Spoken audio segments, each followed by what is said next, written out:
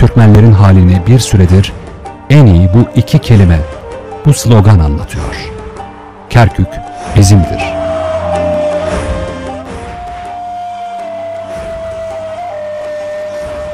Irak Başbakanlık Genel Sekreterliğinden Kerkük Valiliğine gönderilen yazıya göre, kentteki resmi yazışmalarda sadece Arapça ve Kürtçe kullanılacak. Kerkük Türktür. Dünya her şey olur ama Kerkük Türksüz olamaz. Türkmenlik onuru yere düşürülemez. Bir oluruz, beraber oluruz. Gerekirse soydaşlarımızla birlikte Kerkük'te etten duvar oluruz. Kerkük'ün bir girişi vardır ama çıkışı asla yoktur. Karara, kentte yoğun yaşayan Türkmenler tepki gösterdi. Irak Türkmen Cephesi Siyasi Bürosu'ndan karara ilişkin yapılan yazılı açıklamada, Irak hükümetince Kerkük Valiliğine gönderilen kararın reddedildiği belirtildi. Başbakan Muhammed Şia Es-Sudani'ye çağrı yapılan açıklamada, kararın iptal edilmesi istendi. Irak Meclisi Türkmen grubunca yayımlanan açıklamada, Kerkük'te Türkmence'nin yok sayılması kararının anayasaya aykırı olduğu ve bunun kabul edilmediği kaydedilmişti. Türk Dışişleri kararın geri alınmasını istemişti. Bakanlığın yaptığı yazılı açıklamada, Irak Bakanlar Kurulu Genel Sekreterliğince alınan bir kararla, Kerkük'te Türkmence'nin resmi kullanımına kısıtlama getirildiğinin öğrenildiği belirtildi. Bu kararın Irak'ın kurucu ve asli unsurlarından olan Türkmenlerin temel haklarının ihlalini teşkil ettiği vurgulanan açıklamada, aynı zamanda Irak Anayasası'ndaki hükümlerle de açıkça çelişmektedir. Nitekim, anayasanın 4. maddesi, Türkmenlerin nüfus yoğunluğunu oluşturduğu idari birimlerde Türkmence'nin resmi dil olduğu hükmüne amirdir. Keza Irak Anayasası'nın 125. maddesi de anayasanın, Irak'ı oluşturan tüm bileşenlerin idari ve kültürel haklarını teminat altına aldığını vurgulamaktadır. İfadelerine yer verildi. Irak'ın ve Kerkük vilayetinin ana unsurlarından olan Türkmenlerin hak ve hassasiyetlerini göz ardı eden bu tür adımların Kerkük'te barış içinde bir arada yaşama kültürünün tesis edilmesine yönelik çabalara zarar vereceğine dikkati çekilen açıklamada, Irak makamlarını, bu kararı süratle gözden geçirmeye davet ediyoruz ifadesi kullanıldı. Yoğun tepkiler ve Türkiye'nin ısrarlı çabalarıyla Irak yönetimi geri adım atmak zorunda kaldı. Irak resmi haber ajansı INA'ya göre, Başbakan Sudani, Kerkük'teki resmi yazışmalarda Arapça ve Kürtçenin yanı sıra Türkmenlerin ana dili olan Türkmence'nin kullanılması talimatı verdi.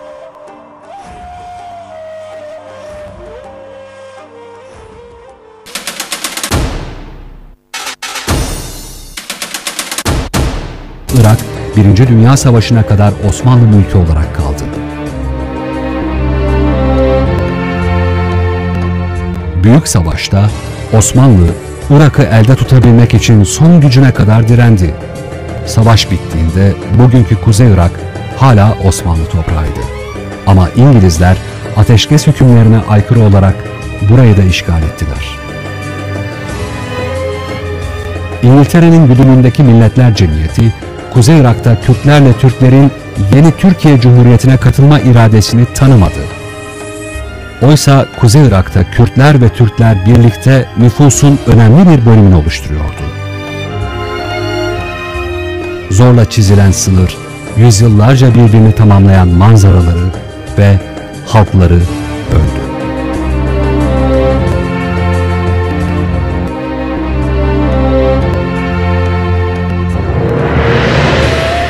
Kerkük, Saddam Hüseyin dönemi ve Irak'ın Amerika Birleşik Devletleri tarafından işgaliyle bu topraklarda en fazla tahribat gören yerleşimlerden biri.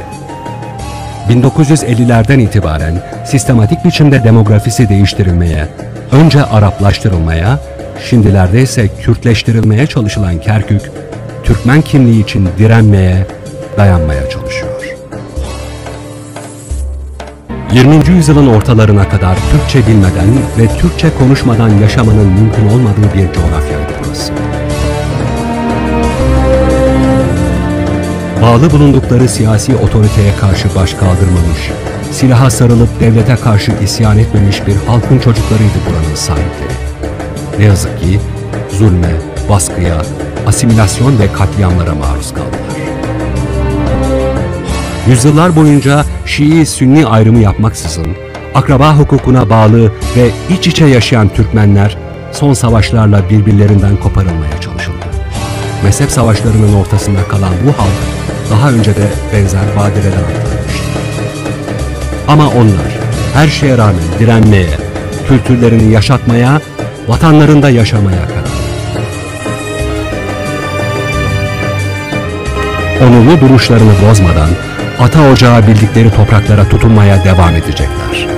Muhakkak ki bir coğrafyayı 1000 yıldır yurt edinmiş bir halkın söyleyecek daha çok sözü olmalı. Tam 1000 yıl boyunca bu coğrafyanın sahibi, muhafızı, omurgası oldular. Oğuzların torunları, Irak Türkmenleri, can verip, kan döküp vatan eyledikleri bu topraklarda yaşadıkları onca sıkıntıya rağmen hala ayaktalar. Ve tarihiyle, kültürüyle, edebiyatıyla, şiiriyle, kümbetiyle, minaresiyle bu topraklar artık Irak Türkmenlerinin vatanı. Yani burası Türkmeneli.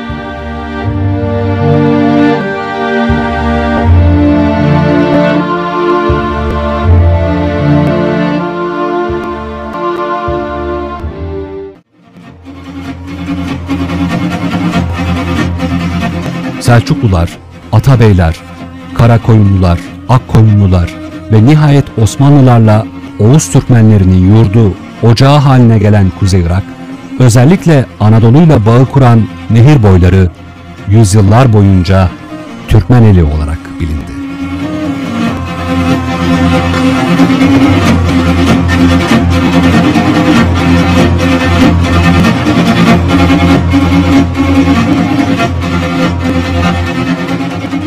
Saddam Hüseyin'le Araplaştırılmaya çalışılan Türkmen şehirleri uzun yıllardır kuşatma altında. Irak'ın Amerika Birleşik Devletleri tarafından işgaliyle başlayan süreçte Musul, Kerkük ve diğer Türkmen yerleşimleri daha şiddetli, daha acımasız bir saldırıya maruz kaldılar. Şehirler işgal edilirken onu var eden halk sürüldü. Kalanlar baskıyla sindirildi. Direnenler nifakla dağıtılmaya çalışıldı.